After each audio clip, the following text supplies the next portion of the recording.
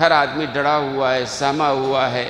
ایک طرف تو یہ کرونا، اومیکرون اور پتہ نہیں کیسے کیسے وائرس ہیں، آدمی اس سے، تو دوسری طرف تجارتوں کا مسئلہ ہے، پریشان آدمی بنا ہوا ہے۔ تو بہرحال حکومت نے جو 2022 میں نیا گائیڈ لائن جاری کیا ہے، ہمیں اس کے مطابق چلنا پڑے گا۔ تو اس میں یہ ہے کہ پہلے جس طریقے سے یہ فاصلے کی بات کی گئی تھی کہ سماجی فاصلہ، کہتے ہیں یہ مرض جو ہے ایک دوسرے سے ٹچ ہونے کی وجہ سے لگتا ہے، لہذا سماجی فاصلہ برقرار رکھیں۔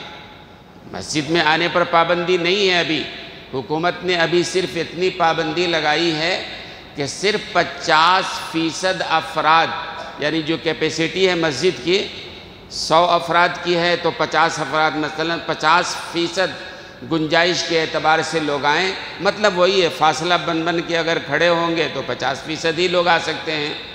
تو بہرحال فاصلہ، سماجی فاصلہ برقرار رکھیں لازمی طور پر، اور ایسی ماسک کا استعمال کریں لازمی طور پر۔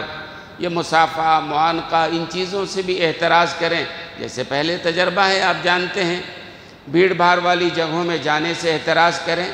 انہی بھیڑ بھاڑ کی جگہوں میں سے ایک جگہ یہ جمعہ کے لیے ہے، ساری دنیا میں مسلمان جمع ہوتے ہیں، جمعہ کا دن ہوتا ہے، کچھ اللہ رسول کی بات سنتے ہیں، نماز پڑھتے ہیں، ذکر و تلاوت کرتے ہیں۔ تو امیر شریعت کرناٹک حضرت مولانا صغیر احمد صاحب رشادی دامت برکاتہم نے یہ جو گورنمنٹ کی طرف سے نیا گائیڈ لائنز آیا ہے، اس کی روشنی میں حضرت نے کچھ گزارشات، کچھ ہدایات مسلمانہ نے کرناٹک کے نام جاری کیا۔ انہوں نے ان ہدایات میں سے ایک ہدایت یہ بھی ہے کہ خطبہ صرف 15 منٹ کے لیے خطبہ ارشاد فرمائیں۔ ہمارا خطبہ کبھی آدھا گھنٹہ، کبھی کچھ بڑھ بھی جاتا تھا، پہلے تو 15 منٹ ہی تھا، لاک ڈاؤن کے بعد جو شروع ہوا تھا، پھر بڑھتے بڑھتے لوگوں کو اصرار پر 5 منٹ کرتے کرتے بڑھ گیا تھا۔ لیکن اب نئی ہدایت آئی ہے اور حضرت نے فرمایا کہ کم سے کم لوگوں کو وقت کے لیے مسجد میں جمع رکھیں، لہذا 15 منٹ سے زیادہ کا بیان نہ ہو، یہ بات انہوں نے فرمایا ہے کہ نماز بھی، خطبہ بھی مختصر ہو، اور پھر اس کے بعد لوگ جو ہے وہ سنت نوافل تو گھروں میں پڑھنا ہی افضل ہے، خیر پابندی نہیں ہے، مسجد میں آپ پڑھ سکتے ہیں۔ تو حضرت نے جو ہدایت دی ہیں میں سنانا چاہتا ہوں، آپ حضرات غور سے سن لیں۔ کورونا پھیلاؤ کے پیش نظر امیر شریعت کرناٹک کی چند ہدایات۔ موجودہ حالات میں حکومت کرناٹک کی جانب سے جاری کردہ گائیڈ لائن 2022 کی تازہ ہدایت، تحقیق اور اعداد و شمار کے اعتبار سے وبائی امراض کورونا نے پھر شدت اختیار کر لی ہے، اور اس نئی قسم اومیکرون میں پھیلاؤ کا تناسب پچھلے قسموں سے زیادہ ہے، لہذا اس پس منظر میں جملہ یعنی تمام مسلمانان کرناٹک سے گزارش کی جاتی ہے کہ وہ مندرجہ ذیل ہدایات پر عمل پیرا ہوں۔ وہ جو ہدایات ہیں، سب سے پہلی بات حضرت نے یہ فرمائی کہ موجودہ وبائی ایام میں رجوع اللہ، سب سے پہلی بات، یہ حالات جو بگڑتے چلے جا رہے ہیں، رجوع اللہ، اللہ کی طرف رجوع ہو، توبہ کریں۔ دوستو، ہم یہ سمجھتے ہیں کہ ہمارے پاس دولت آ جائے گی تو ہمارا مسئلہ حل ہو جائے گا، ہم یہ سمجھتے ہیں ہمارے پاس طاقت آ جائے گی تو مسئلہ حل ہو جائے گا، ہم ایٹمی طاقت بن جائیں گے تو ہمارا مسئلہ حل ہو جائے گا۔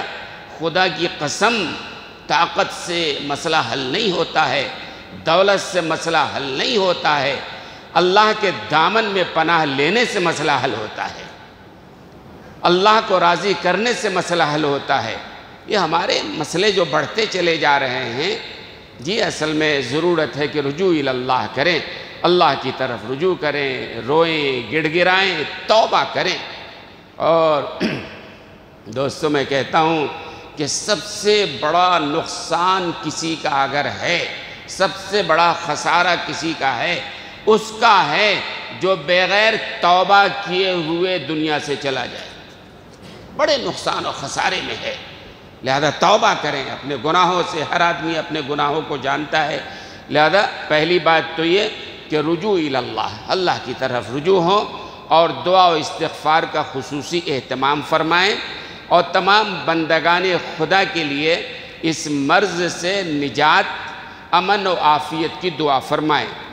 نمبر 2، وبا کے پھیلاؤ کے سلسلے کو توڑنے اور اس سے بچنے کے لیے حکومت کے احکامات اور طبی ماہرین کی ہدایات پر سختی سے عمل پیرا ہوں۔ توکل کے خلاف نہیں ہے، ڈاکٹر کہہ رہے ہیں، طبی ماہرین کہہ رہے ہیں، ان کی ہدایات پر عمل کرنا شریعت کے خلاف نہیں ہے۔ امیر شریعت فرما رہے ہیں جو طبی ہدایات دی جا رہی ہیں ان کے مطابق عمل کرنا چاہیے۔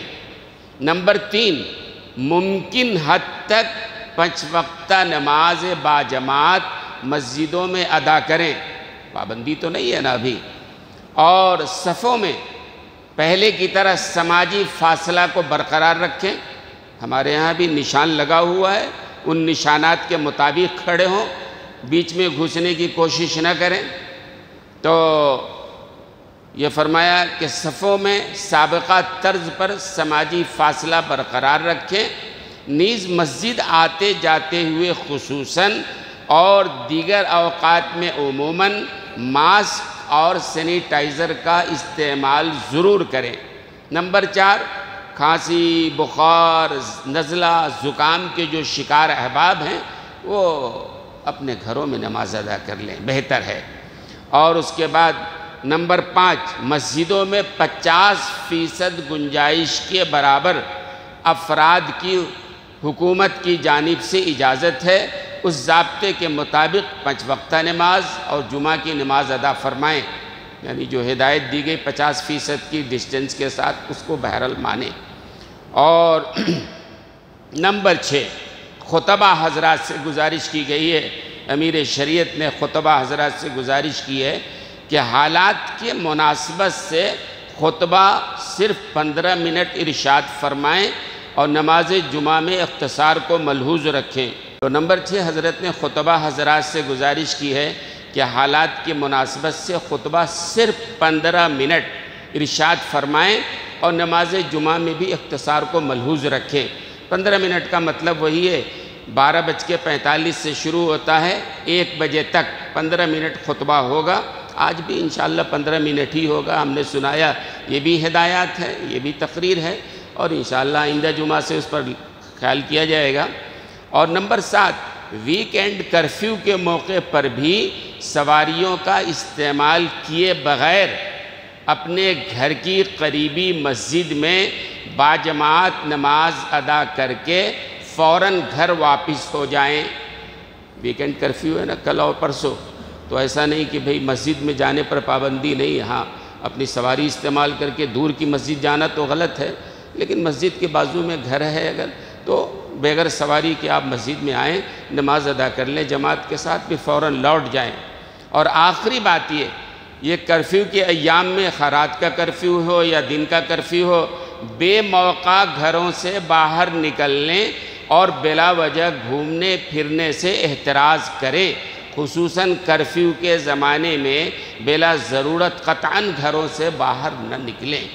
یہ 9 ہدایتیں ہیں جو میں نے پڑھ کے سنائی ہیں۔ اللہ تعالی ہم سب کو اس کے مطابق عمل کرنے کی توفیق عطا فرمائے۔ اللہ تعالی ہم سب کو صحت و عافیت عطا فرمائے۔ اللہ تعالی ہر طرح کے ہماری پریشانیوں کو دور فرمائے۔